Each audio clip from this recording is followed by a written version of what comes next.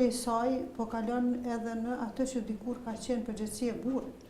Financat në shoqërinë tonë dikur kanë qenë përgjegjësi kryesisht e burrave. Domethënë roli I burrit ka qenë ai që ish dashur me mbajt familjen në aspektin financiar. Sot në njërin anë kemi burra që duken pak të lodhën, edhe nuk kanë ndoshta mjaftueshëm mundësi për me mbajt financiarisht familjen vet, çka në mënyrë direkte ndikon që me kërku mbështetje prej gruas,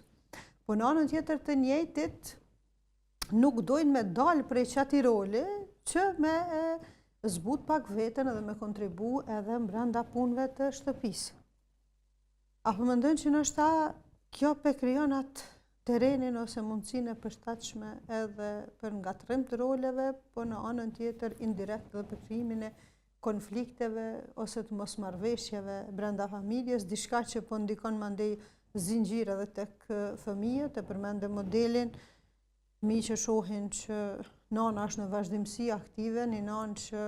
është e harxhume, që natyrshëm kur dikush punon 8 orë jashtë shtëpisë edhe 5 orë minimumi që I duhen për me qenë gjithçka në rregull brenda shtëpisë, atëherë